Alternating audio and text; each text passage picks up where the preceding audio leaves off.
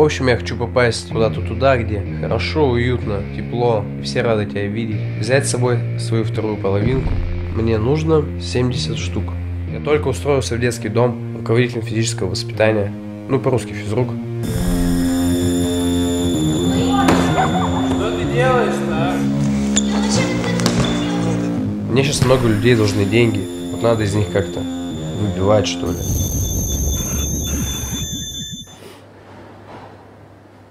Ну что ты молчишь-то, деньги давай. Что ты, чувак? Так, а что непонятно?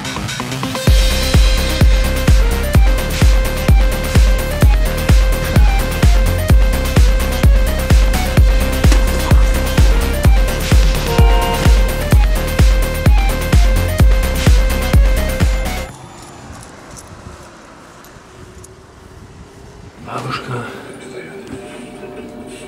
ну чё? Чё ты смеешься?